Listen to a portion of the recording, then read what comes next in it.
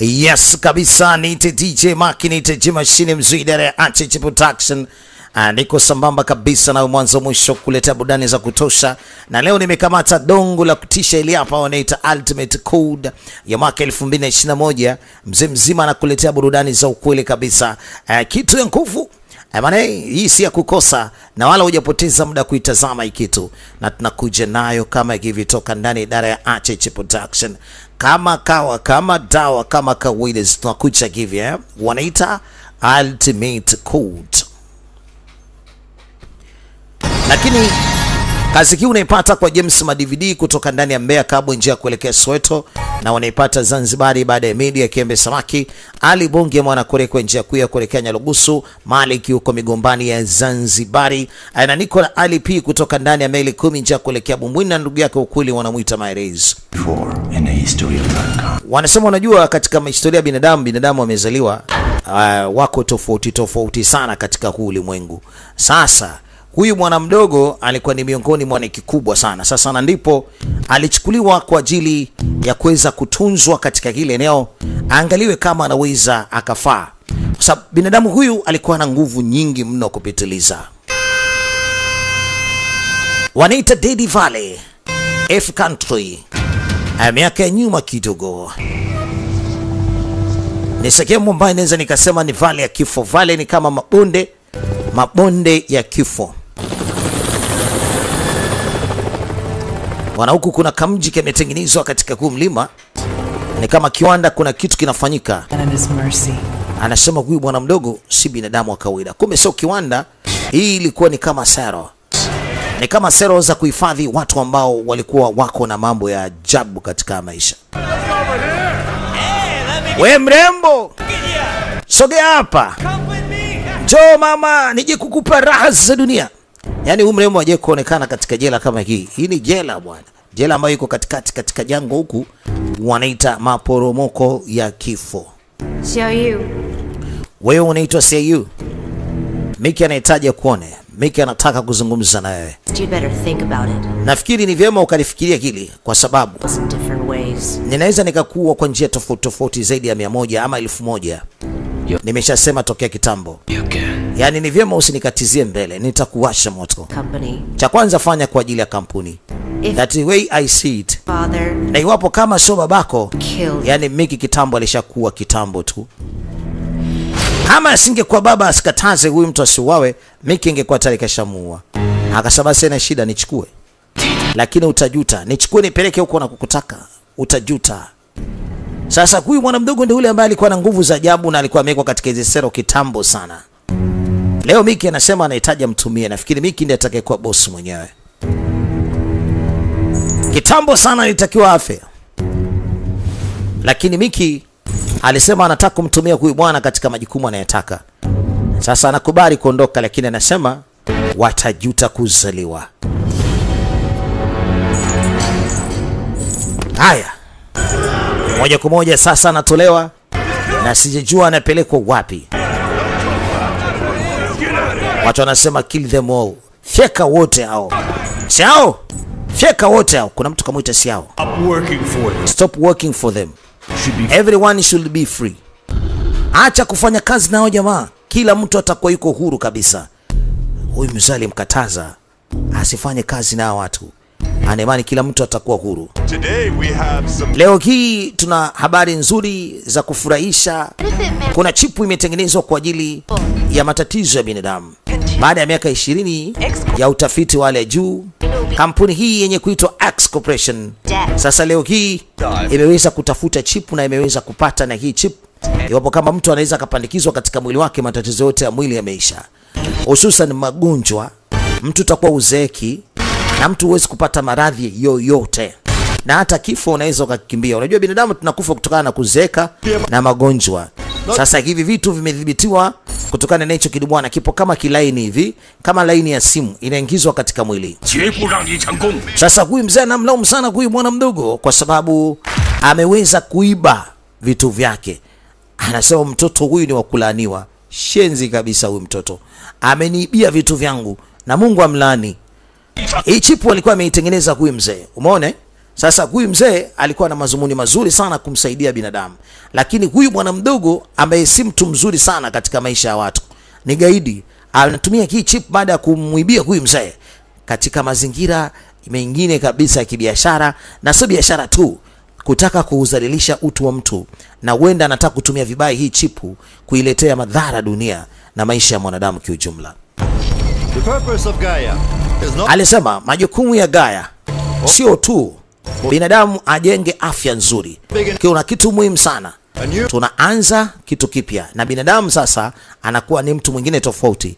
Kila kitu unachokiona kitakuwa ni upside down. Magonjwa, maumivu yote yataenda. Yani kila kitu kile ambacho unakihitaji katika maisha sasa unakipata. Bwana, kama itakuwa kweli, itawezekana kweli jamani? Kwamba hata na mimi maradhi yangu ya moyo sijui nini yataisha. makes the world perfect. Anasema kampuni ya Gaia inataka kufanya dunia iwe bora zaidi. Anasema hii chip bwana inaweza ikakudhibiti wewe akili yako, yani ubongo wako. Yani sio tu mtu unakuwa na afya njema, baada hata unakuwa na misuli na nguvu kweli kweli. Yani huyu jamaa anijua hiyo chipu vizuri. Anasema hata mtu unaweza ukakwepa magonjwa, huwezi kupata tena, na hata kifo unaweza ukakimbia. Sasa huyu bwana ama huyu bibi anauliza, anasema hivi, hiyo chipu ambayo nyinyi mmeitengeneza ni kwa ajili kweli mafanikio ya mwanadamu ama ni kwa ajili ya kampuni yenu tu ipate mafanikio makubwa ya kutengeneza pesa, na baadaye kwa sababu hizo chipu zitakuwa zinaingizwa katika mwili wa mtu, zitakuja kumnasa mtu zimtawale, yani utakuja kuongozwa na watu, kwa sababu hizo chipu zinaweza kama simu ikiamua kukata inakata. Kwa hiyo wanaweza kwa kucontrol wewe wakakuingizia ugonjwa wote ama chochote kile. Huyu bwana anasema hii chip bwana inaweza ikaleta madhara. Hata na huyu bonge naye anasema hii chipu si ya kawaida. Progress never stops because of... Na ndio watu wengi sana wana wasiwasi na hizi kinga ama tiba ambazo kwa sasa hivi zinakuja, kinga za corona. Umeona chanjo hizi za corona, watu wana wasiwasi kwamba kuna chip ndani yake. Wewe unafanya nini hapo? Walinzi wanakuja gundua kwamba kuna mtu ambaye amekuja, huenda anataka kuhujumu huu mkutano. Yuko juu ya jukwaa, yani juu kwenye dari. Mlinzi mmoja wapo anadondoka, anapoteza maisha. Watu ambao wamekuja katika mkutano kusikiliza hiyo chipu inakuaje walianza kukimbia. Walinzi wanaanza kumlinda bosi wa kampuni ya Gaia. Bwana amekuja kwa zumuni moja tu, kumfyeka bosi wa Gaia. Binti huyu alikuwa ni mwandishi wa habari ambaye alikuwa ana maswali mazito kweli. Huyu muuaji anapita mbele yake, anamchukua picha. Nusura apigwe risasi, bahati nzuri risasi hamna. Lakini binti alimpiga picha kama zote huyu jamaa. Mshikaji akala kona, kameza chochoro, kaenda. Anarudi katika kampuni, anasema huyu mshenzi ni nani? Atafutwe mara moja, anataka kuniharibia issue zangu. Mkutano wake umeharibiwa. Anasema anamhitaji mtu huyu akiwa mzima kabisa. So I don't care how you do it. Yani hata sijali utafanya nini, mtafute vile ambavyo unafanya, alete kodi yangu. Alisema hawa watu wamejipanga mzee, tofauti na vile ambavyo sisi tumefikiria. Yani ni ngumu sana kuweza kuwatafuta, labda tumchukue mtu ambaye yupo kwako. Nani? Xiao Yu. Wamchukue mmoja kati ya kijana wake. Xiao Yu anasema huyu mtu alishanitelekeza, huyu alishanisaliti, anawezaje kukubali kutia amri yangu? Anasema sawa, binadamu ndio hajakamilika, na siku zote binadamu huwa sometime anakuwa wiki, yani anakuwa dhaifu katika jambo moja hivi. Sasa huyu mwana mdogo ana udhaifu wa kitu kimoja hivi. Sawa, tukimlazimisha afanye mambo yetu atafanya kwa sababu ya huo udhaifu wake. Basi bosi akasema mna shida, mtafuteni huyo kijana ambaye alishaye kunisaliti afanye kazi yangu.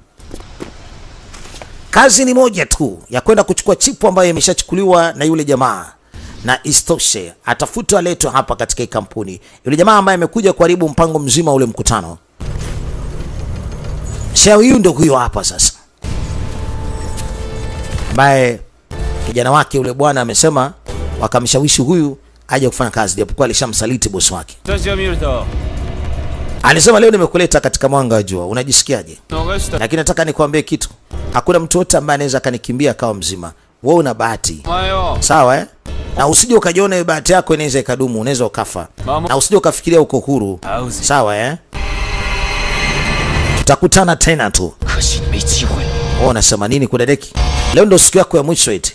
Ujamani mkorofi. Hey. Ujamani noma. Ujamani nyoko. Anatoroka. Anataka kujikomboa kutoka katika hili gereza nililomshikilia kwa muda mrefu. Lakini gereza sio gereza la serikali, hapana. Ni gereza na yule bwana wa kampuni ya Gaia. Na ndio maana hata wale waliofungwa mle ndani walijaribu kumweleza usikubali kufanya nao kazi ya watu. Sasa mwanaume anajikomboa. Si mchezo. Angalia mambo haya. Angalia vitu hivyo. Hatari! Washa moto baba. Acha moto wake. Maana mimi nakuja kwanza niweke maiki pembeni.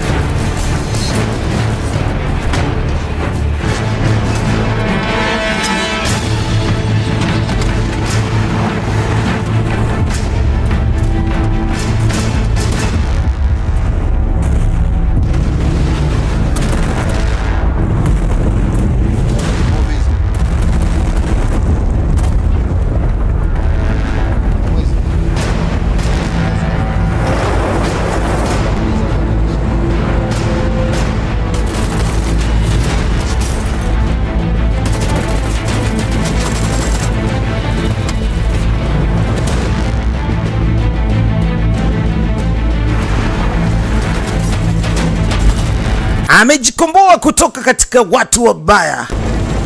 Amejikomboa kutoka katika makucha ya watu ambao si wazuri hata kidogo. Hey, sasa soma mchezo mwanawani. Ni hatari sana. Endelea kushuhudia vitu hivi hapa. Ni kutoka idarani HH Production. Ni kutoka Kariakoo Mitali Koma na Agri. Kama Daws, kama Kawaidas. HH, hatari fire.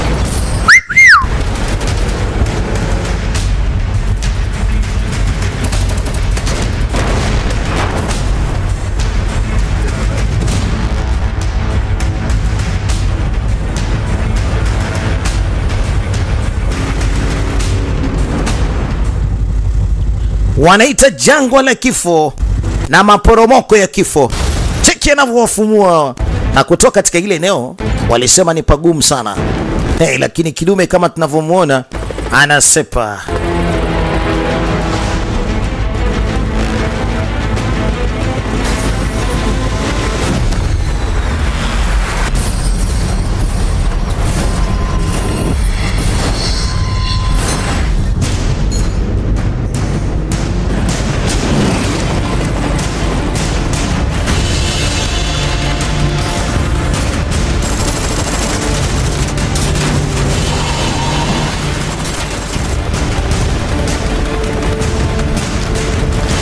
Hao walitaka kumchukua wampeleke kwa bosi kwa sababu walisema bosi anataka kufanya kazi na yeye. Na akakataa kufanya kazi na bosi. Anawafumua. Woohoo!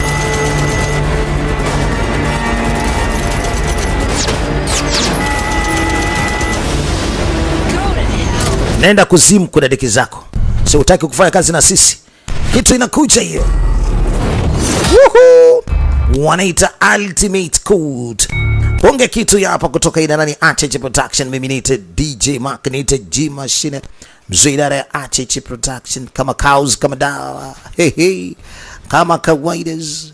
HH. Ebane, bomu limemlipukia na kuja kuamka. Yuko hapa.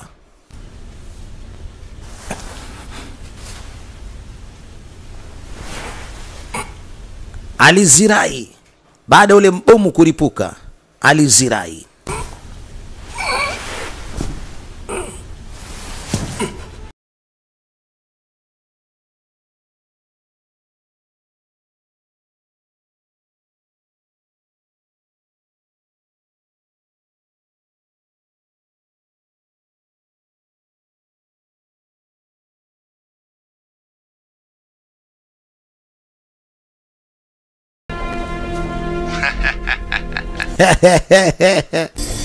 Anapigiwa makofi.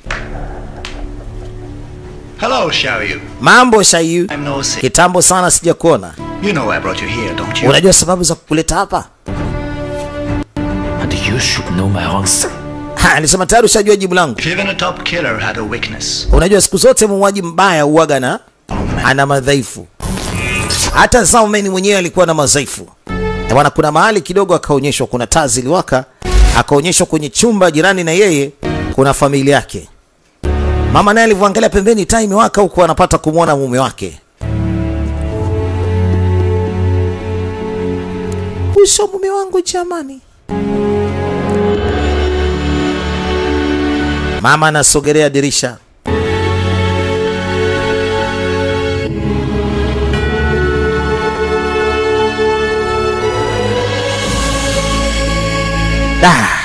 Emana nakumbuka maisha ya raha, yale maisha ya bata akiwa na mke wake. Mke wake anapata kumuona akiwa chumba cha jirani. Mume wake ameoga vumbi.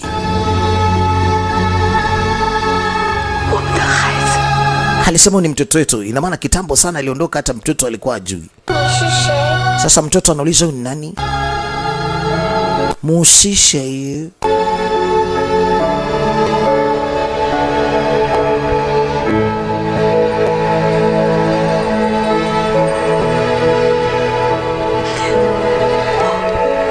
Alisema kwani mimi sinaga umuhimu eti mume wangu?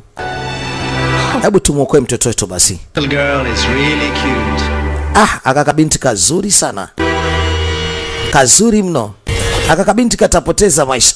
Kuna mionzi inaonekana inakuja. Mama. Kuna mionzi inakuja na ize ikawabana na hatimaye ikawaua. Alisema, "Wewe unajifanya ni mtu mwema wewe kwamba unawasaidia watu."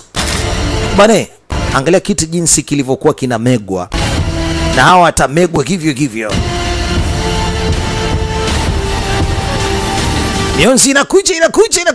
Ilianza kutoa nywele za mama ikazimwa. Na kuahidi ndani ya waste area. Ni eneo baya kweli, kuna mitambo ya kile design huko. Watu wanafanya kazi kweli, sio mchezo wa vichwa. Sasa ni muda gani tunahitaji kuweza kuhaki kila kitu? Tunamhitaji huyu mtu ndani ya masaa 72. Hamna shida. Kuna mtu anamhitaji ndani ya masaa 72. Kazi ishe. Sasa hapa kulikuwa kuna utengenezaji wa watu. Yes. Zile chipu ndo zinajaribiwa na wanapata kumwangalia, je, huyu mtu atafaa? Wamechukua mapandikizi ya baba. Wamewachukua wale ambao kidogo nguvu zao ziko sawa. Na wanaongeza nguvu na zile chipu. Wanataka kuona majibu yake yanakuaje.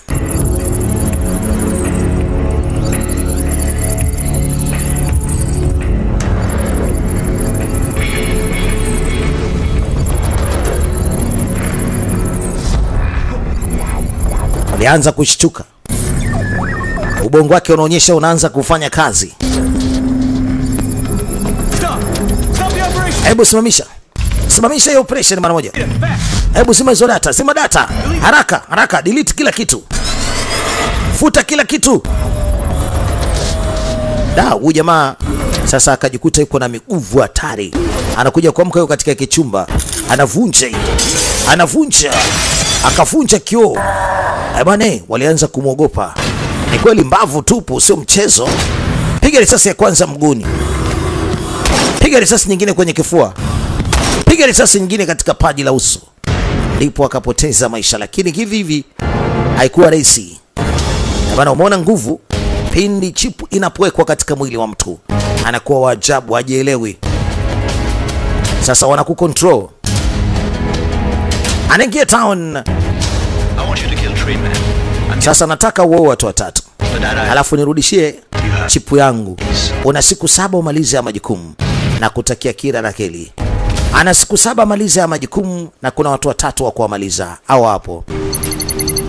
Wa kwanza huyo hapa anaitwa Enoki. Na wa pili huyo hapa anaitwa Mr. Mo. Alikuwa ni afisa wa zamani katika kampuni iliyotengeneza chip.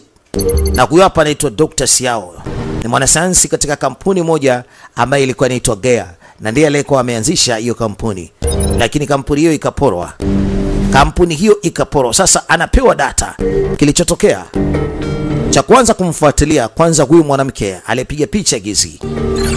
Huyu mwanamke labda huenda na taarifa nyingi sana kuhusiana na huyu anajiita Enoki. Anapaswa mtafute Enoki kwa udi na uvumba. Lakini kwanza mtafute huyu mtoto wa kike. Hizo ni taarifa alizopewa. Siku 7 malize majukumu ili familia yake baadaye iachiwe huru, kwa sababu tayari familia ipo katika mikono ya wababe. Sio mchezo baba. Hatari. Emana, huko ni Shanghai City. Mji wa Shanghai ni moja kati ya miji mikubwa sana.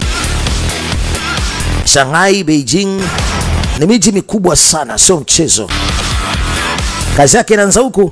Wenda ule mwanamke mwandishi wa habari anapatikana katika mji huu. Huyo hapa anaonekana Kidume kinaingia katika hili eneo.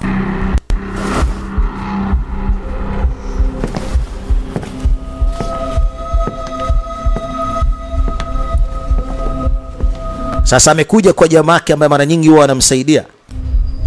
Lakini hamuoni katika kiti. Oza. Wewe, bozi. Nimekuja hapo nisaidie jambo. Anaanza kuvunja vitu. Ase bro. Bro, bwana unakuja kunifuata nini tena? Achana na mimi bwana bro. Nimeshakusaidia vya kitambo tu. Mambo mengi tu nimekusaidia. Yaani nusu na ningie katika matatizo. Sasa unakuja tena. Unataka mimi ni dead wewe. Tafadhali wewe niache mwenyewe. Hii si ndio ile laptop wa Bembae. Unaitaka ama uitaki? Bwana usimshike mtoto wangu. Yaani hiyo laptop ina mambo mengi. Hatari, laptop ya Bembae sana. Ana uwezo wa kuhaki kila kitu. Nikisema kuhaki, kuingia katika simu na mitandao yote ya mtu yote yule. Chochote anakitafuta anaweza akakipata hapo. Sasa nisaidie na tafuta watu wachache. Bwana. Mtu wa kwanza ni huyu hapa. Anasema anatafuta watu wachache. Mtu wa kwanza ni huyu mtoto wa kike, amsaidie wapi alipo sasa hivi. Samani kidogo. Huyu jamani mtu maarufu sana katika jiji la Shanghai na China kiujumla. Amemwona mtoto wa kike. Mwandishi wa habari we. Oh Mr. Shen, mambo vipi? Hebu niambie umependa hii pati yangu? Si iko bomba sana. Yani usingekuja ningejisikia vibaya sana. Na nimekuwa makini sana na wewe. Naangaliaga sana taarifa zako na habari zako. Anashika kiuno, anashika ndanda Kosovo. Sasa nikwambie Mr. Shen, wewe ni mtu maarufu sana katika mji huu. Sasa nikianza kuandika habari chafu kuhusu wewe sio mzuri. Ni kweli. Mr. Shen, oh baby, mambo lulu. Mara simu yake ilikuwa imeanza kuingia mavitu ya ajabu. Huyu mdada jamaa akachukua haraka sana simu. Nirudishie simu yangu. Sasa kwa nini mimi naweza nikaichukua simu bwana? Siwezi kuichukua. Unavozungumza na mimi bwana usizungumze na simu. Samahani Mr. Sen, nataka niondoke. Una haraka ya nini? Na kati nimekualika katika hii party. Nikugea simu utaenda. Sasa mimi sitaki uende kwanza. Walau kidogo tufanye hii dozen ya rail cocktail, yani rainbow cocktail. Kwanza wanywe na kuna kitu wanakiita rainbow cocktail. Unachanganya vitu katika vinywaji. Na huo mchanganyo unaitwa rainbow. Sasa wanywe hiyo kitu, wakimaliza basi wanaweza wakaondoka. Lakini wakati ule anakuja huyu mwamba kumtafuta ule mwandishi wa habari. Ametoka kule mwana mdogo aliyemuomba amsaidie kuwatafuta hawa. Sasa amekuja kumtafuta huyu mtoto wa kike hapa.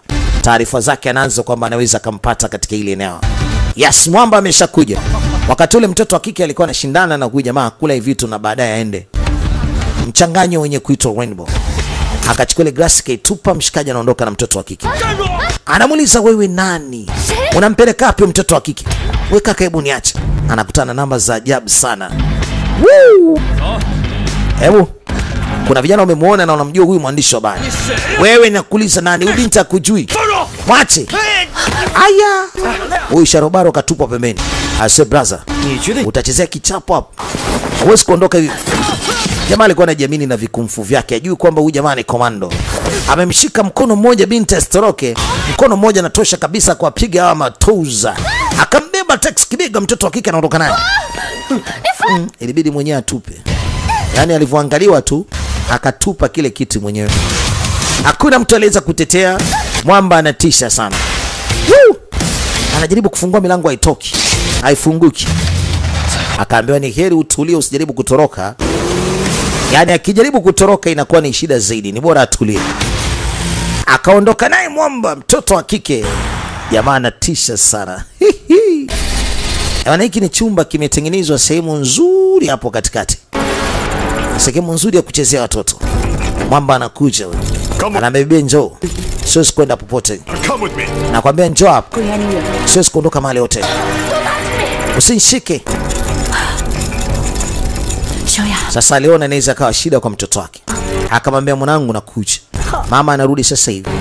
Sawa eh? Msichana mzuri.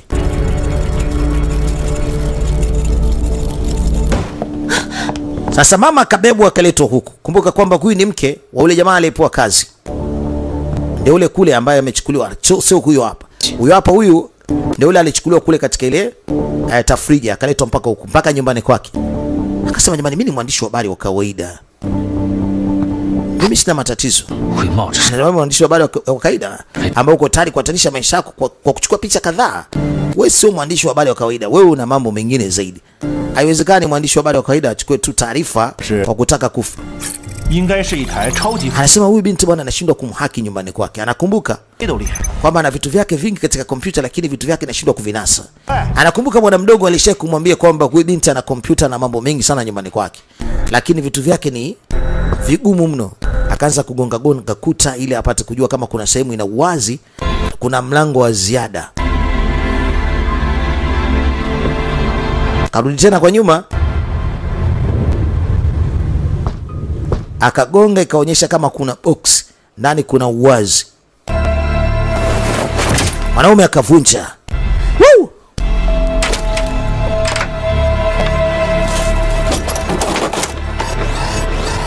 Sasa fungua mlango mwenyewe tuingie katika chumba chako.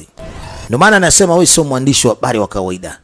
Kumbuka kwamba huyu binti ndio yule aliyempiga picha yule jambazi ambaye amekwenda kumuua yule mkurugenzi wa kampuni ya Gaia waliotengeneza chipu ambayo ikiingizwa katika mwili wa binadamu, yani hatutakuwa na maumivu. Unajua sisi binadamu tuna maumivu Tukipigika tuna maumivu, tukiumia tuna maumivu, tukiumwa tuna maumivu. Sasa hiyo chipu ikitengenezwa kiingizwa katika mili, basi hakuna ugonjwa wote ambao unaweza kukupata na hakuna maumivu utakaweza kuyasikia. Yani maisha yako yako faster, yako vizuri, utakuwa na nguvu nyingi na kifo utakisahau.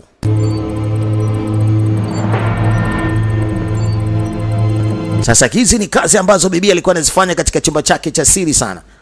Alikuwa anamfuatilia huyu jamaa anajiita Enoki. Kitambo sana. Ulikuwa unamfuatilia huyu eh? Alisema kazi yangu kubwa ni kujaribu kufichua maovu kama hayo. Sasa bibi akakamata gongo. Na huyu mshikaji alikuwa ameangaza kuni kuangalia picha ambazo binti alikuwa anazifuatilia katika uchunguzi wake. Binti kakamata gongo, anataka kuja kumzibua nalo ili ajitetee. Jamaa kanasa. Hama sio tatizo kile ambacho ulikuwa unakitafuta kwa Enoki. Ila mimi nataka tu uniambie Enoki yuko wapi. Mimi na wewe si maadui. Sawa, mimi nimekuchukua wewe ili hata unionyeshe. Yaani tushirikiane, we can cooperate. Tushirikiane tu.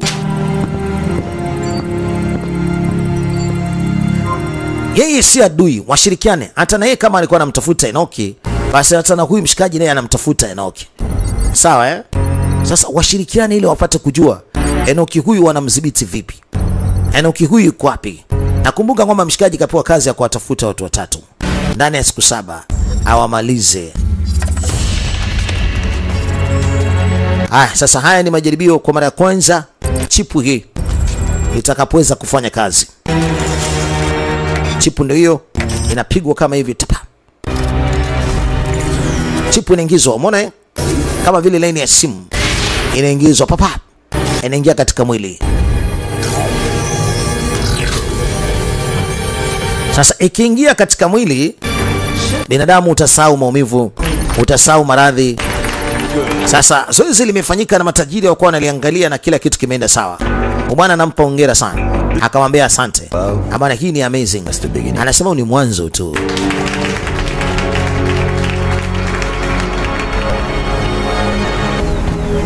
Haya, sasa amekubali. Sasa huyu mtoto wa kike amekubali kuja kuanza kazi na huyu mshikaji, kumtafuta mtu ambaye anaitwa Enoki. Na sasa ni mji huu hapa wanakuja kufanyia kazi. Mshikaji anamwambia nitakulinda. Mji huu unaonekana kwamba ndipo anapatikana Enoki.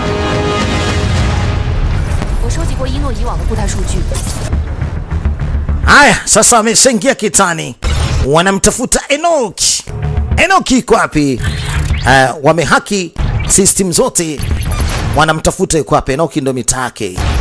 Yule binti mtaalam yuko na mitambo, wanamtafuta Enoki miongoni mwa watu wote ambao wako hapa. Taa uko na watu kibao, screen kamera zote, sijui nani, CCTV kamera zote. Enoki anaonekana huyo hapa katika kamera moja. Ameshamuona, anasema huyo hapo huyo. Enoki naye alikuwa na minamba kama ile ambaye anayo yule bwana mdogo.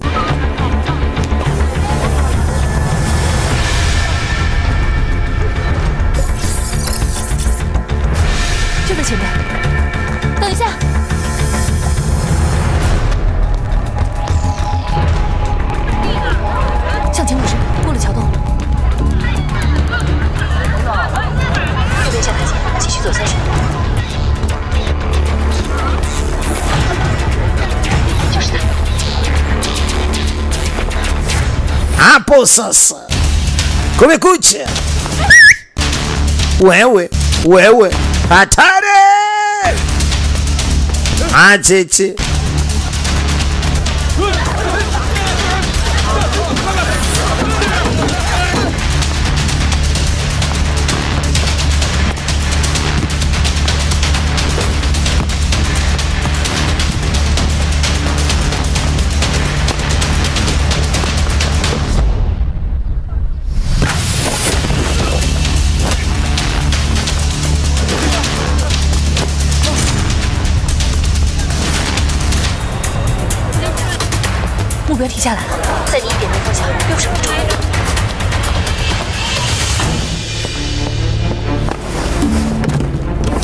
Enoki ameshashtukia.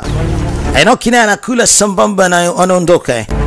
Lakini wamemzungukia pande zote. Enoki ameingia nyumbani kwake fasta, anabeba kila kitu alichokuwa nacho ili apate kuondoka na chipu ile ambayo alikuwa ameichukua kule. Yapa hii. Na ndio boss alikuwa anataka hiyo chipu. Hiyo chipu ina code ambayo ni muhimu sana kwa ule boss kule. Sasa ndio maana kamtuma bwana mdogo, asipofanya hiyo kazi ni shida. Wewe. Hey. Baba. Ameshamshtukia huyo hapa huyo.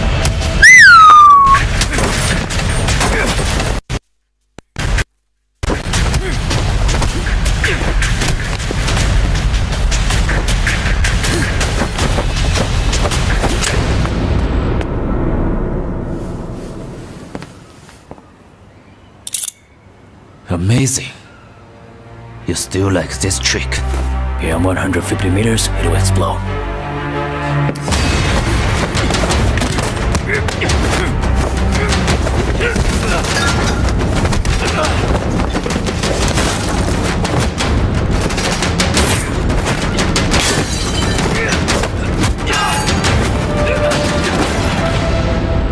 莫先生，一诺出事了。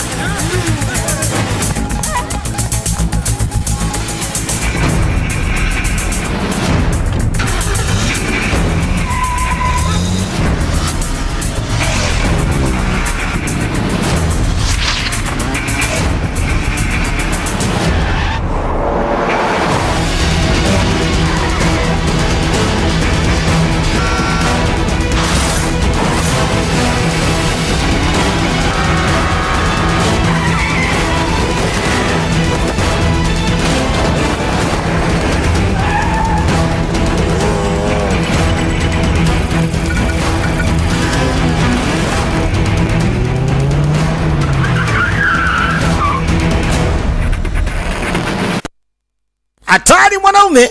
Mimi nimekuacha endelee kushuhudia mtu mbili. Yaani ni ugomvi wa mtu mbenga. Hatari. Ajeje. Binti yuko nyuma anafuatilia. Mshikaji yuko mbele anakimbia na pikipiki. Yuko na chip. Yaani ni lazima hiyo chip aipate huyu bwana. Sababu nini ujue? Barabara kule imeharibika. Safari imeisha pale. Familia yake lazima ikomboe. Akasema sizani. Yaani siwezi nikakugea wewe umpelekee mshenzi. Sasa mimi sina maamuzi mengine, nipatie hiyo code. Anaambia huyu Miki kwanza ni mtu mwenye tamaa kali sana. Yaani anataka kufanya binadamu kuwa ni watu wanawake. Anasema hiyo sio tatizo kwangu. Kwa hiyo unataka hii source code? Njoo chukua.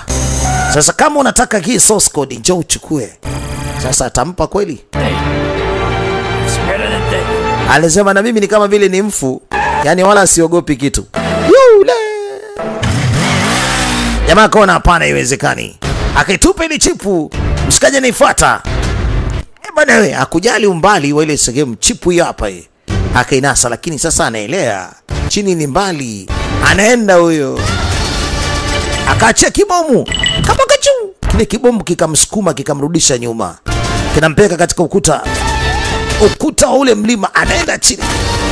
Wao anabatisha kwa kushika. Wow. Jamani komando kanasa. Jamani Nux amenasa. Yuko na ile code source code hii hapa. Yuko nayo. Atapanda tu kama pale kanasa. Atapanda tu. Yaani bila shaka pale atapanda.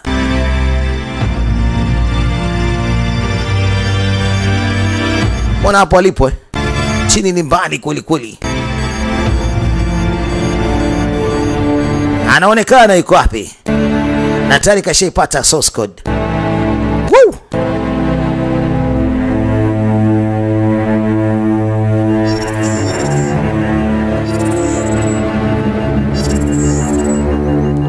Sasa yule aliyepigwa chipu anaendelea kuangalia maendeleo yake inakuaje.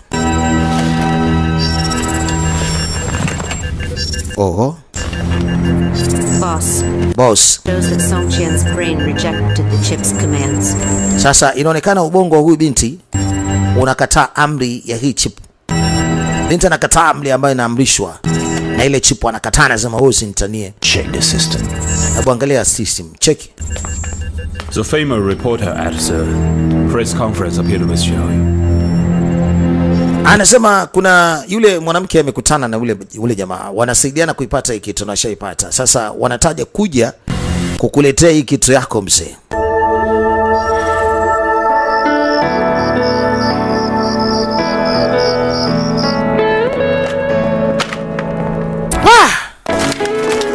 Sio mchezo. Ile kazi ilikuwa si kazi ndogo.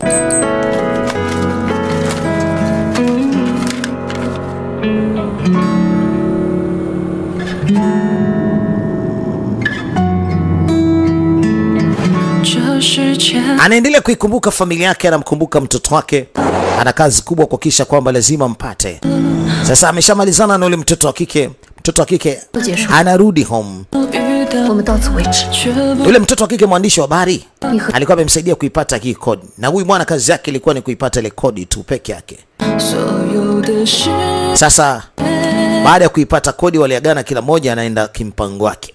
Jamaa sasa yuko katika barabara, anarudi kwenda kumpelekea mshikaji ile chip yake anahitaji ile ipate familia yake. Na wakati ule binti huyo hapa na anachanganya miguu kuelekea nyumbani, lakini ghafla binivu akiwa njiani kuna gari zinakuja mbili, moja nyuma, nyingine mbele, nyingine ubavuni. Hawa jamaa wanamuhitaji huyu binti. Sasa sijajua kawakosea nini, lakini kuna gari nyingine inaonekana inakuja kwa kasi sana, inakuja kwa kasi ya kimbunga, inawafumua hawa. Binti ingia ndani. Amana amemrudia binti, japokuwa alikuwa ameachana naye. Amemrudia binti kuja kumsaidia. Hayo naondoka naye baba. Binti libidi kwanza avae mkanda akembele huko. Sasa huo moto si wa nchi hii. Hatari, chekelevu bana peke. Jamaa kaja kakwa. Anamkataa, anambia wewe niache kwanza kidogo, piga chini hapo. Wacha. Cheso naona hawa ndio wamewatuma waende wakamchukua yule mtoto wa kike. Wao walikuwa wanamhitaji yule mtoto wa kike, japokuwa mshikaji alikuwa analeta ile chip yao, lakini wao pia walikuwa wanamhitaji mtoto wa kike, sababu kuna mengi ameona na ana data nyingi sana kuhusu hawa. Sababu kwanza huyu binti aliuliza maswali magumu sana. Alimuuliza yule bosi wakati ule alikuwa anatangaza ile chip kule. Umeona eh? 为什么要找英诺？ 为了家人。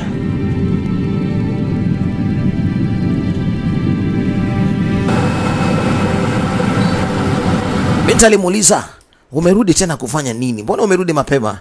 Akamwambia, sikiza binti, hii ni China. China mara nyingi bwana waga ni watu vigeugeu. Sasa ndio maana amerudi kwa ajili ya kumsaidia huyu mchumba. Ila amemwambia siwaze sana. Wako pamoja, ni lazima amsaidie katika janga lolote lile. Anakumbuka mengi yaliyojiri kipindi cha zamani juu ya familia yake na huyu bwana kumkumbuka. Alisema sijaweza kumsahau na wala sijaweza kusahau lile tukio. Bado haya maumivu ya kupoteza familia yangu yananiuma mpaka leo. Na yule jamaa alikuwa ni mmoja kati ya wahusika wa hilo jambo. Alisema lakini bahati nzuri nilichukuliwa na watu wema. Akasoma, akafundishwa, lakini sababu kubwa ya yeye ni kuhakikisha ni kulipa kisasi chake taratibu. Alikuwa ameka kinyongo tokea ngali mdogo juu ya ulipizaji wa kisasi, na alikuwa anawafuatilia watu wote hawa ambao walikuwa wamejua wazi kabisa wamehusika katika kifo cha babake mzazi kwa njia moja ama nyingine, kwa sababu babake mzazi alikuwa ni mmoja kati ya watafiti wakubwa tu. Sasa huenda labda alienda kinyume na taratibu ambazo mabosi zake walikuwa wanazihitaji.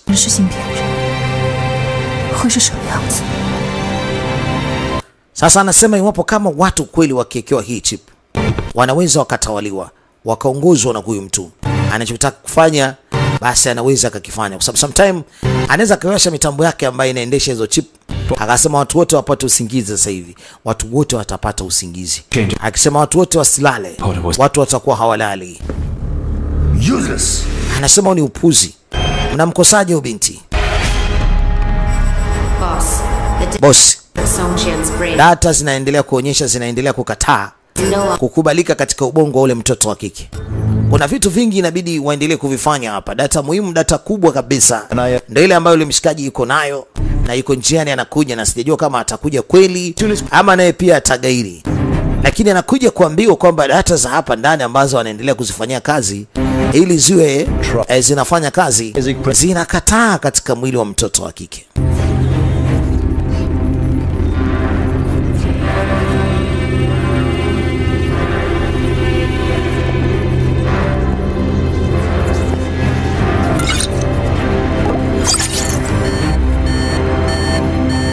Sasa amekasirika kweli kweli bosi.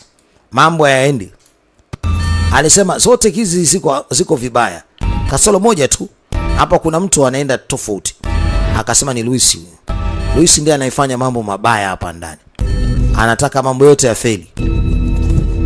And how does it feel to temper the system? Sasa kwa nini umezingilia hizi system? Bosi. Ngoja basi mimi nitoe maelezo. So what if you kill me? Sasa ndio mnataka kuniua ama? This will all be over.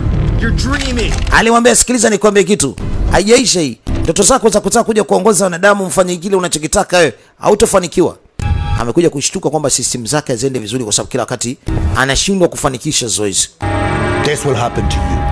Alisema hiki ndicho kitatokea iwapo kama mkiendelea kunizingua. Oho. Ina maana kila atakachoweza kukifanya ndio kama hiki watu wote kama watakiwa chip. Huyu mzee naye pia alikuwa na chip hiyo kwa sababu alikuwa na matatizo mengi tu. Basi ilibidi ameze faster dawa ili aweze kutulia.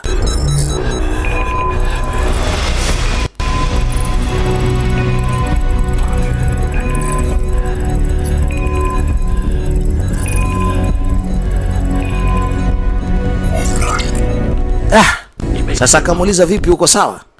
Akamwambia bado niko vizuri, lakini inaonekana kwamba muda wangu wa kufa umekaribia. Ile kodi ambayo bwana mdogo Enoki aliiba, tayari ule mtu ambaye alikuwa ametumwa kwa ajili ya kwenda kuchukua ile kodi kumrudishia bosi iko njiani, bosi anarudishiwa.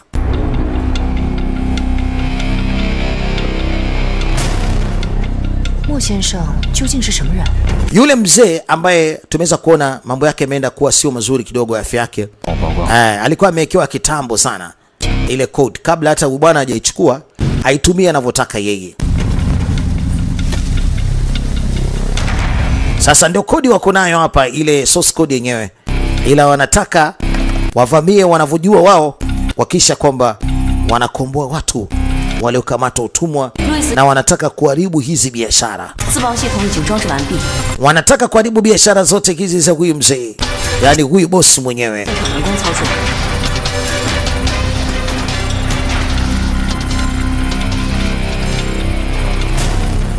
先生，我们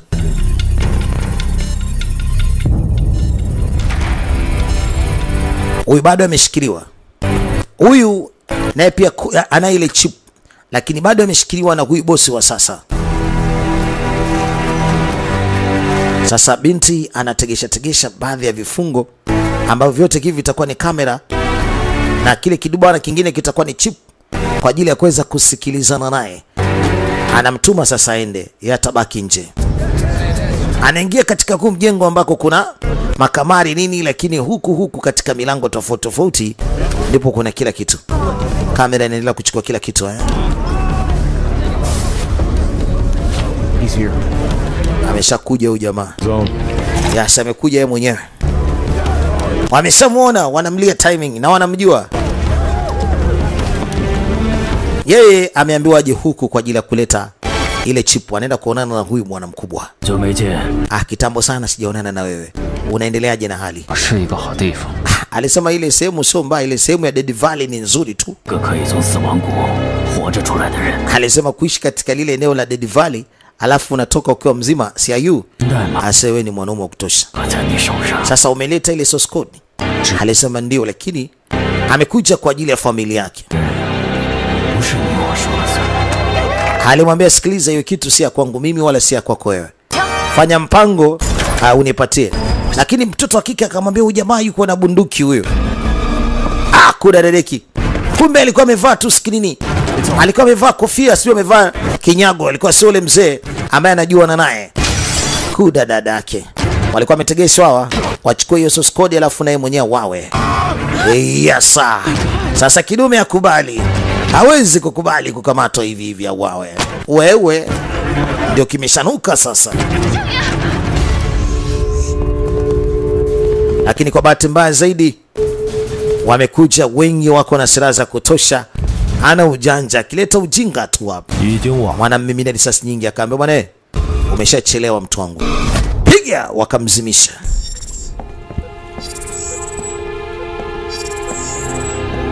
Sasa hivi huyu katulia. Ina maana yule ambaye alikuwa anaharibu system ndizo zilikuwa zinamfanya bibi anakataa. Anasema hii ni time bomb. Time bomb ni hicho kichip. Yaani boss kama akitaka amuue binti anapasua tu pa. Ubongo wake unakufa. Wale ambao walikuwa wanafilisha wameshauawa, kwa sasa hivi binti katulia. Sasa huyu ambaye wana chip yao wameshampata huyo hapa, lakini sijajua kama yuko na hiyo chip kweli ama amekuja mikono mitupu.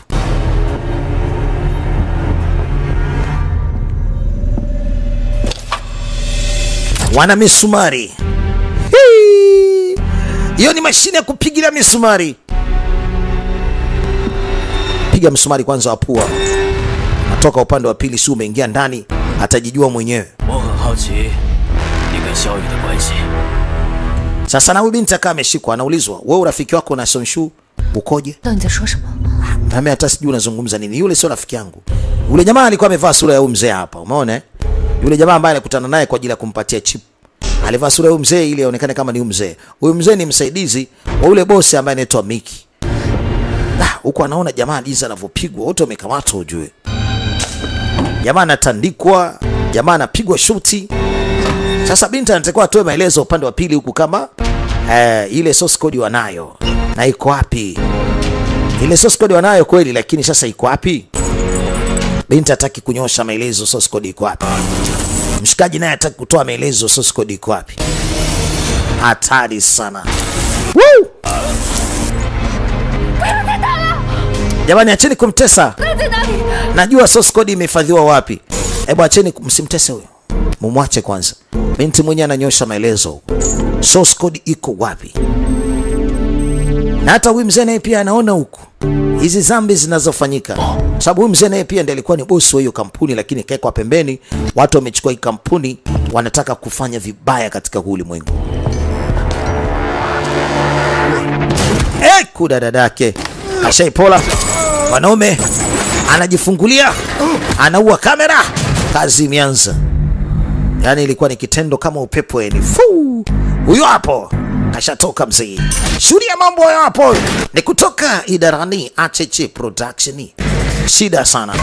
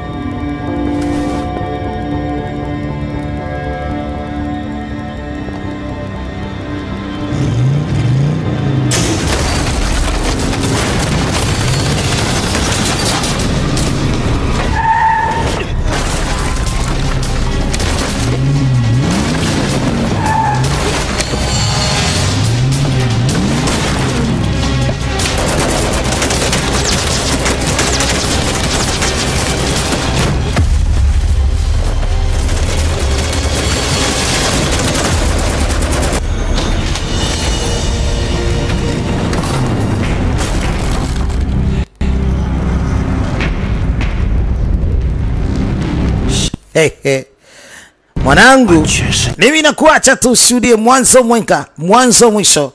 Huyu jamaa anasema leo utoke hapa. Ana mashini kama zote, na hili gara lilikuwa ni gara la kuhifadhia silaha. Anamwachaje atoke sio njuu? Wewe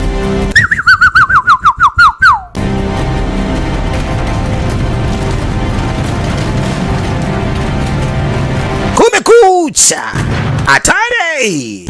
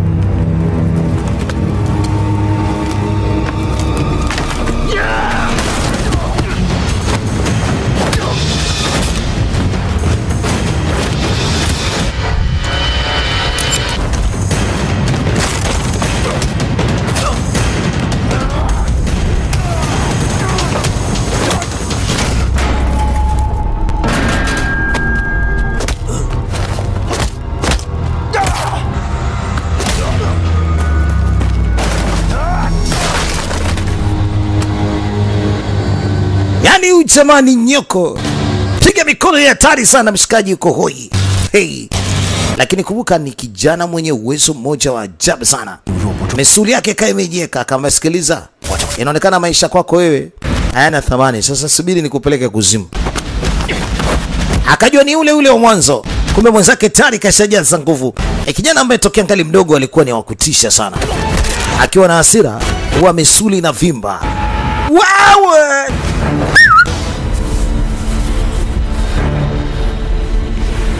Huyu jamaa naye kumbe naye pia akijaza hasira na kuwa hivyo hivyo. Sasa hapo wamekutana. Hey. Yaani miguvuguvu. Hey. Huyu nani anakuja na kombora? Ni yeye. Anampiga kama bakora. Funcha kila mahali. Hapana chezea. Ai! Yaani inabidi ufe tu. Yaani unakufa bila kujipenda mwenyewe. Anaingia ndani mwanaume. Sheyu umetoka mzima. Lakini kavimba jicho moja. Huyu mzee ambaye yuko hapa katika hichi kiti sio kwamba gaidi. Yeye mwenyewe anamlishwa. Huyu ni miongoni mwa wale ambao miaka mingi iliyopita nyuma walikuwa katika hii kampuni. Unaona eh? Alisema bwana mdogo, wewe ndio kizazi cha kwanza katika chip ambayo inaitwa Ghost chip. Yaani mwisho wa siku ilikuwa ni agent wangu mzuri ama agent wetu mzuri, lakini hivi anafurahi kumuona tena. Akamwambia hiyo ni hadithi. Sasa nipatie source code. Asema hii vita itagharimu maisha ya watu wengi sana. Sasa hebu niambie, nini maisha? Nini damu? Tutapata nini tukiuana? Yeye sio kwamba anapenda hiki kitu, hapendi hata kidogo. Akasema hiki sio kitu unachokihitaji. Achukue.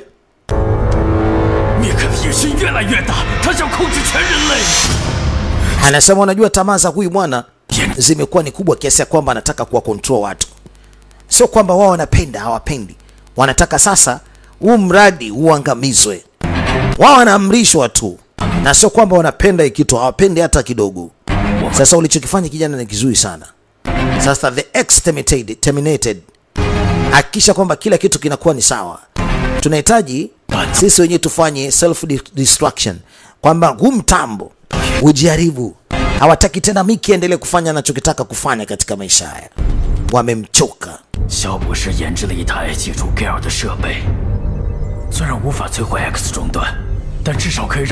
Wao walikuwa wataki umradi wa usamaratishe kwa sababu umradi ungekuja kusaidia maisha ya watu.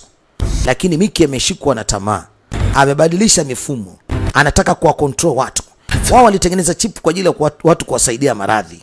Yaani maradhi waepuke. Watu wawe katika hali ya kawaida tu, lakini ile chip isije kama control mtu. Lakini huyu Miki ameongeza kitu ambacho sio kizuri. Lakini kwa nini imekuwa mimi tena? Na wakati mimi mwenyewe nishachagua niachane na nyinyi. Sasa kwa nini msingempa hiyo kazi mtu mwingine? Mzee akashikwa na hasira, sio yeye analitaka ile jambo. Akamwambia unajua wakati mwingine wewe ni mtu ajabu sana. Kama sisi wote binadamu tungekuwa hatuna nafsi, sasa ingekuwa mbaya sana.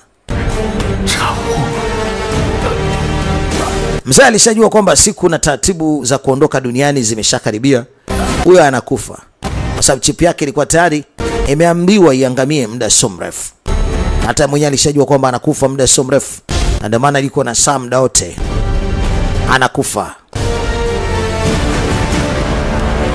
Kampuni ya exterminated, kampuni ya Gaia ni hapa ndio makao makuu sasa. Huku ndio wanakamilisha vitu vyao. Anasema mwenyewe kwamba sasa binadamu atamcontrol. Chipu ni nyingi sana zinazalishwa hapa ndani.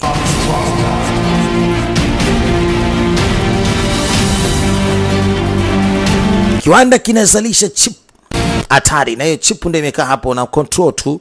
Mtu anafanya anachokitaka. Umeona? Mtu anakuwa na nguvu za ajabu. Ukimweka chip mgonjwa huyu anaamka. Yaani hata wazima moto wanazima moto, wasiona hii chip itafanya waone. Huyu ndiye boss mwenyewe anaitwa Miki, kampuni yake inaitwa Gaia. Huku anaita North. Huku ni kaskazini. ni kumfuata bosi na kumwangamiza kabisa.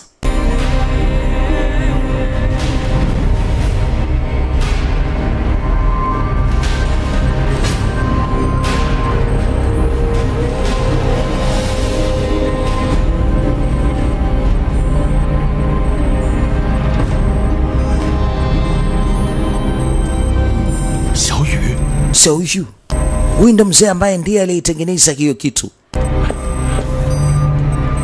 lakini amepigwa pembeni, ameondolewa katika ile kampuni. Mzee amini Xiao Yu huyo hapa ni mzima, alafu kumbe huyu ndo babake na Xiao Yu anakumbuka kama huyu alikuwa anamuita babake. Alisema tokea siku ambayo mmeniwekea ile kitu nimekuwa ni mtoto ambaye ni yatima mpaka leo. Yaani baba naye alikuwa amehusika kumwekea mtoto wake ile chip ili abadilike awe mtu wa ajabu. Anasema tulikuwa tuna maana kubwa sana binadamu tumtoe katika maradhi. Kwa hiyo na kwa nini umenituma mimi niende nikaishi katika sehemu ngumu kama ile? Nilitengeneza hii chipu kwa kizazi cha kwanza ambaye ndio wewe. Mlioko hebu uone kwamba una nguvu sana. Na unaweza kufanya chochote. Mimi ndio Mr. Mo. Nimefanya kitu kionekane kuwa ni kizuri, lakini kuna watu wabaya, wana tabia mbaya. Walichokifanya katika ile chipu ni kingine, lakini hebu jiangalie wewe, una uwezo wa kujikontrol, unaweza kufanya kila kitu mtoto wangu. Sasa nataka source code iko wapi? Nataka source code ya kila kitu, sawa? Mimi nimekuwa ni kizazi cha kwanza, umenitengeneza nimekuwa kama nilivyo, naweza nikafanya chochote mwenyewe binafsi na na nguvu kweli kweli. Lakini kikubwa anasema anataka kuona hiyo source code iko wapi. Anataka source code.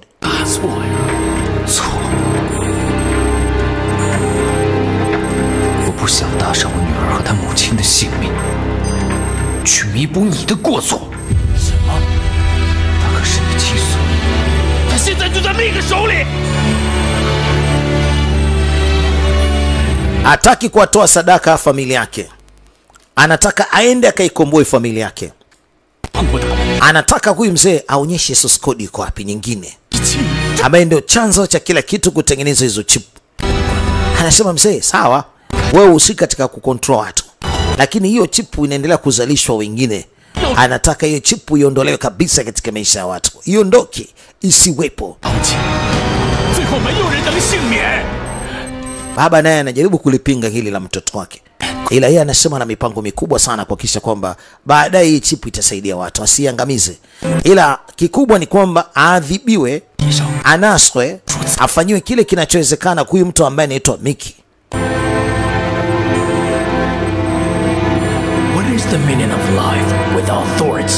Sasa hivi maisha yana nini wapo kama mtu una mawazo? Sasa ndio kitu ambacho baadaye Mickey anataka kufanya mtu asiwaze. Yaani kwamba yeye amrishwe tu na code. Amrishwe na hicho kitu ambacho kinaitwa chip. Kwamba mtu atalazimishwa afanye kitu na atafanya hicho kitu.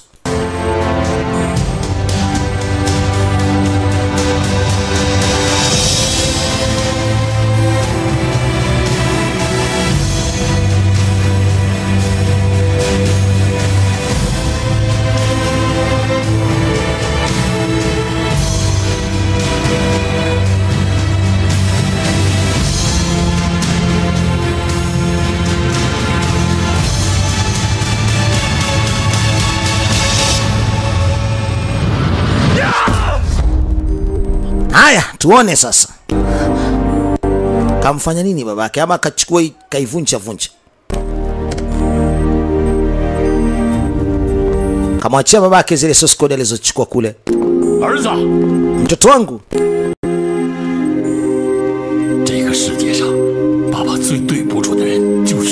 alisema mimi babako nakuomba tu samani. Una baba mmoja tu katika hii dunia, hauna baba mwingine. Baba ndio mimi. Unisamee, unisamee mtoto wangu.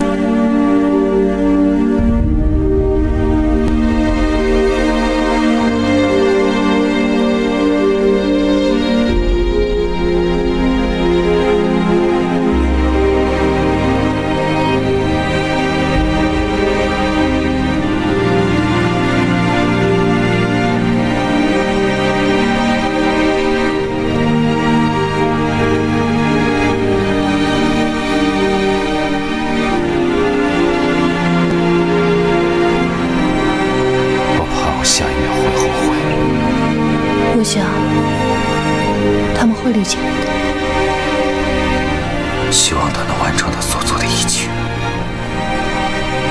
我不想留下遗憾。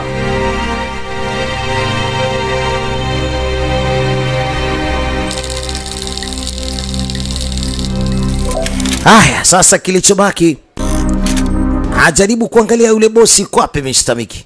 Na huku baba sasa anajaribu kuangalia ile source code. Hii ndio system connect control. Sasa anaambiwa aingize source code. Aingize namba maalum.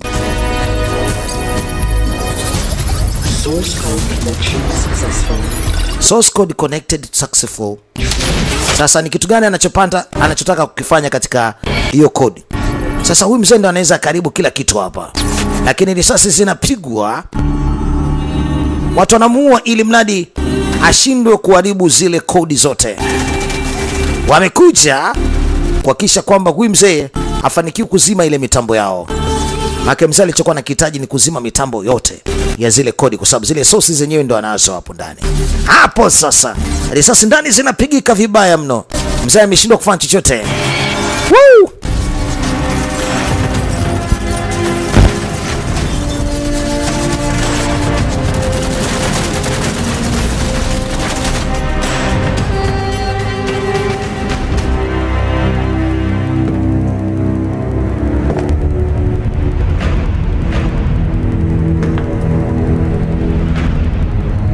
Wamezichukua ili huyu bwana asizifanyie chochote. Wamezipata.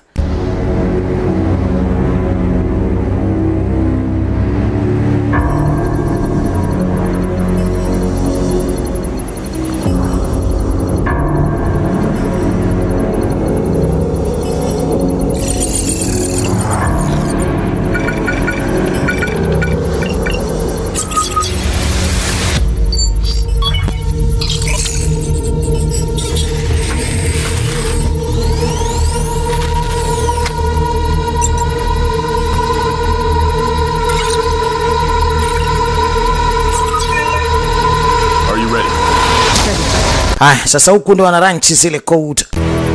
Dunia nzima, Afrika na visiwa vyake, yote yule atakayekuwa amewekewa kodi basi anakontroliwa.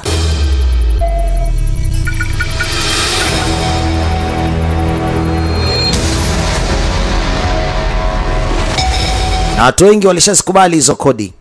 Na kuna watu wengi tayari wameshachanja hizo kodi. Sasa source code 3 zote zimeshapatikana. Hawa wanafanya wanachokitaka sasa.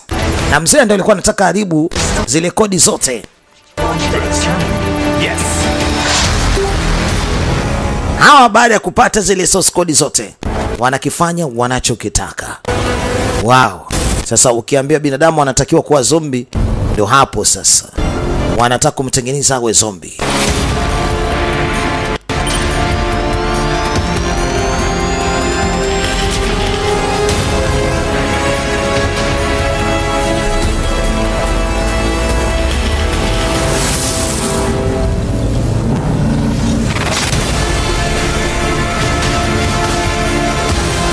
Mionzi inaelekea juu baada ya zile kodi 3 zote kuanza kufanya kazi. Inaelekea katika satellite, inapeleka mawasiliano, na mawasiliano haya sasa yanakuja kutupwa katika kodi zote zilizoingia kwa wanadamu. Yaani kiufupi, popote pale ulipo duniani baada ya kutumwa hizo kodi, cheki, binadamu wote wanalala. Kila aliyekiwa kodi katika mwili wake anashindwa kufanya kazi, anapiga chini. Kama huko barabarani unapata ajali, kama wewe ni polisi ndio hivyo tena, ajali kibao. So wanasema system imelanchi vizuri. Watu wote waliokiwa kodi zile walikwenda na maji. Waliosalia kama watakuwa wana kodi maalum, basi labda wenda wataambiwa wafanye nini baadaye.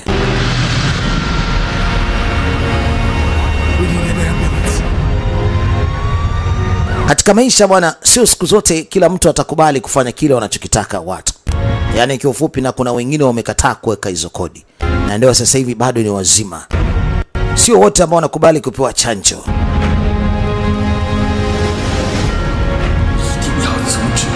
Lazima tukamzuie Mickey. Lazima wakamzuie Mickey kivyo vyote vile. 那些被安之心骗的人。 Sasa ndio hivyo. Mambo imeshakuwa si mambo. Mama kaekewa kodi nyekundu. Sijui ina rangi gani.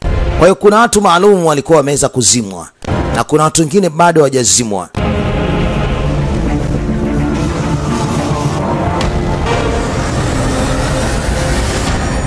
Mshikaji anakuja katika ile kampuni sasa. Amekuja kwa ajili moja tu. Wakisha namzuia huyu mwana asiendelee kufanya utumbo wake. Hapo sasa kumekucha. What are you so afraid of? Sasa unaogopa nini? Just of once, yeah. Yani just once are you. Yani ni mmoja tu. Unaofia nini? Tumfateni. Endeni hakikisheni mnammaliza wewe. Binti anakuja kwa njia za kawaida. Go in here. Huwezi kuingia ndani. Nafahamu. Lakini security system ndio imeniambia nije huko. Anaambiwa asingie, lakini anasema security system ndio imenita dingie.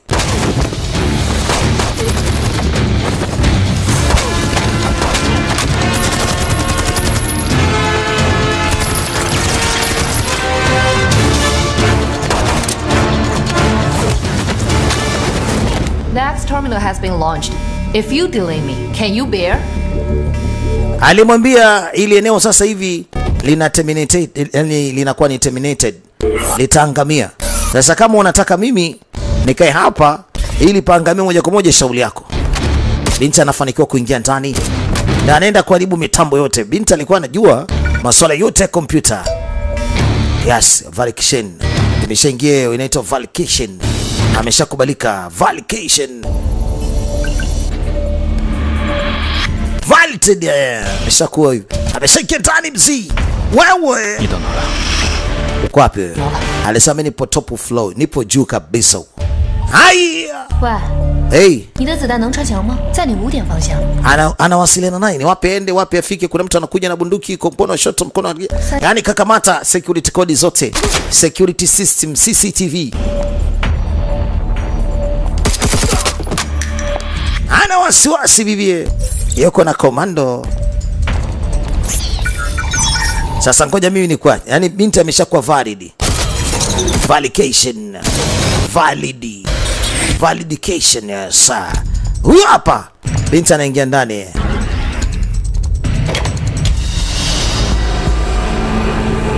Sasa huko ndio kwenye mitambo yote wameshafanikiwa kuingia. Binti anaweza kazima kila ambacho kilikusudiwa vibaya kwa watu.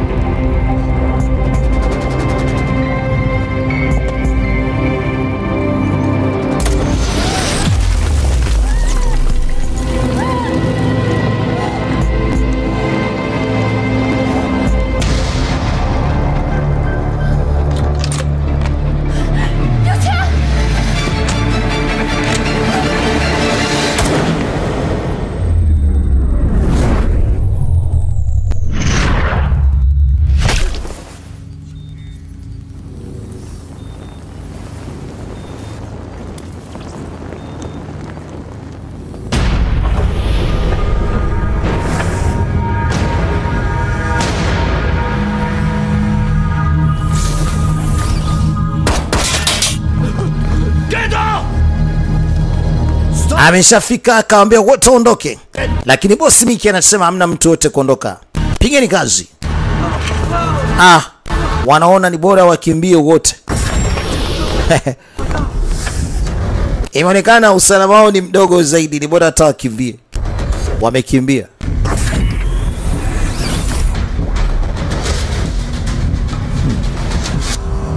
So you really are the top killer. Kwa hiyo ndio wewe sio top killer. Muuaji. Unajiita top killer. all the world. Muuaji wa ukoo mwenyewe. Point is there. Controlling money in the people. Kwa nini unapenda sana kucontrol watu?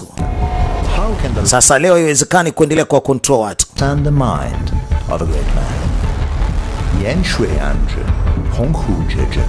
We are not the same. 多行不义必自毙. Where are they? We implanted her with a chip, but her body rejected it. And you know the consequences. As for your daughter, Haya. Sasa nataka kujua familia yake iko wapi. Sasa familia inakuja kuonyeshwa cheki ilipowekwa. Wow, anaambia sasa unataka kujua familia yako iko wapi? Mwangalie mtoto wako sehemu tulipomweka bwana. She's just a child. Yule ni mtoto, anasema yes. Kwa hiyo kama ni mtoto, ile kuzubaa kapewa. Anataka kufanya kitu kawaiwa. Watoto wamelala huko. Wanapaswa kuamshwa haraka sana na ile mitambo. Kuna wengine wamedondoka vibaya. Kuna wengine wamepoteza maisha. Kuna wengine wamezima tu. Wengine wamepata ajali kabisa, wameungua na moto. Sasa binti anahangaika ili kuamsha watu wote waliweza kulalishwa. Woohoo! Huku kipigo kinaendelea. Mtoto chini anaangalia, anaogopa kweli kweli, sio mchezo. oh, that's right. Anaambiwa system connected failed. Kitu imeshakataa. Kila binti akijaribu, system zake zote zinagoma. I'm the strongest person in the world. Anamwambia mimi niko na nguvu kuliko mwingine wote duniani. Sababu yeye mwenyewe sio anatengeneza chipu. Japokuwa bwana mdogo ni generation ya kwanza, yani first generation, lakini hata hivyo anakutana na huyu mzee kajijaza nguvu kweli kweli, sio mchezo. Anamwambia yeye ni mtu mwenye nguvu kuliko wote duniani. Tulia kwanza nikupe kichapo dogo.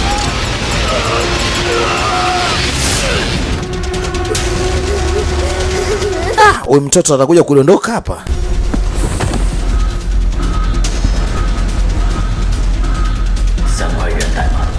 Huyo kila kijaribu kuingia katika ule mtandao ili azime kila kitu, imekuwa ni shida, haiwezekani.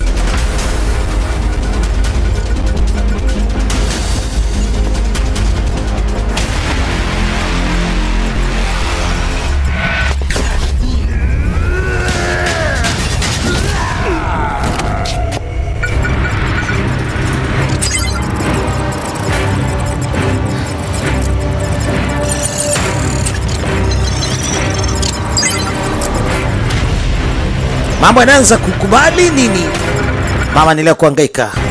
Anaendelea kuhangaika ili mitambo yote ikae sawa.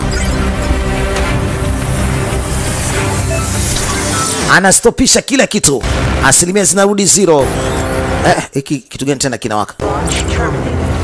Yani launch terminated. Kila ambacho kilikuwa kimewekwa kinazimika chote. Wale ulala katika ofisi wanaamka sasa. Watu wanajishangaa ni kwa wapi? Kila kitu kimekaa sawa sasa.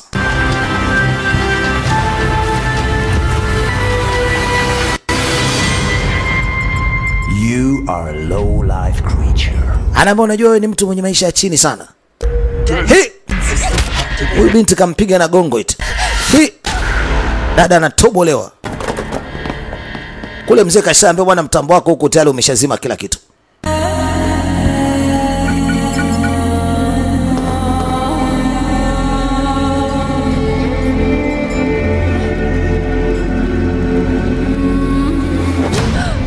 Mdada anaenda chini, anapoteza maisha. Ila amefanya makubwa sana kwa ajili ya kuokoa watu. Anakufa huyu.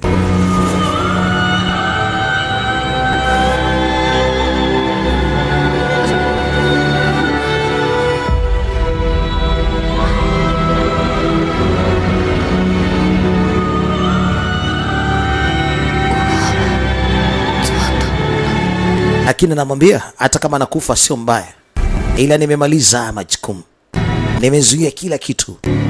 Woo! Anamfuata babake, anamfuata babake, anamfuata mamake.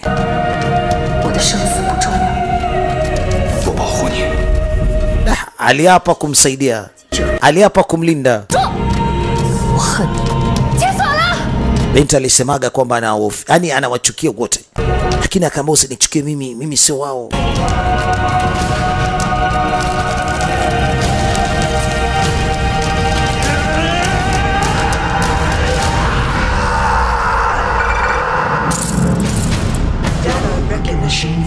Kila kitu kinafeli.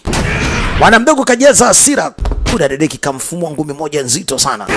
Piga na nyingine, anaharibu mitandao yote. Woo! Dogo ameshikwa na hasira zile za mbwa mwitu. Kuda dadake cheki anavyomgaragaza. Mara nyingi zile hasira waga zinaondoka. Na ile mistari bado iko mpaka sasa. Kuda dadake. Jamani kajijaza nguvu mzee. Anaanza kutoa fataki. Wanashindana sasa. Na hizo hasira hata mimi mwenyewe ninazo. Kama ni nguvu hata mimi mwenyewe ninazo. Wanangu wote wakawa simba.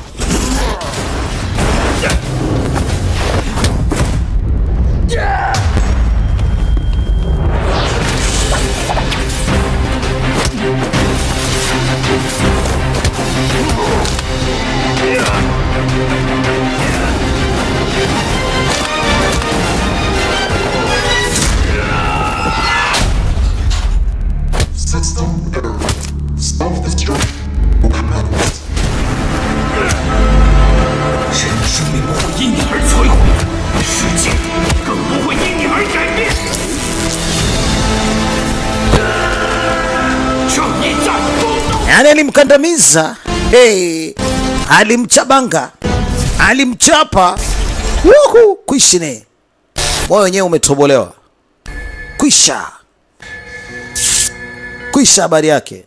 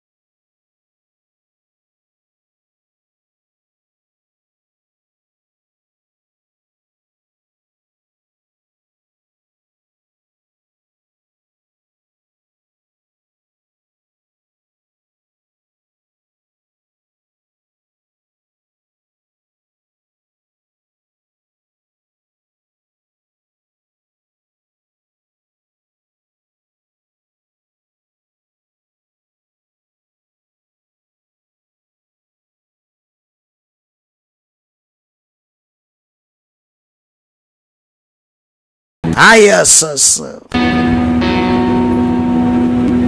Mambo ndio yamebadilika na yamekuwa ndio hivyo sasa. Haya ilikuwa ni area. Huku walitengenezwa mpaka mazombi wa kike mzee. You are perfect. Walk of me. Yule binti kachukuliwa amekuja kugeuzwa zombie huko. Kuna mwingine bado bwana yuko na mitambo hii. Ni mmoja kati ya wafanyakazi wake na ule mzee Mike. Amekuja kufungua huku na amemchukua mtoto wa kike, anamwambia wewe utakuwa ni mmoja kati ya watu wangu watakaofanya kazi nzima. Kazi nzuri, kazi kubwa. Haya, tumemaliza kitu hapa wanaita Ultimate Code ya mwaka 2021. Tunamaliza kama hivi, tutaonana katika kigongo kijacho. Mimi ni DJ Mark, ni DJ Machine mzee dara ya Achache Production, kama cows, kama dawa, kama kawaida. Chao.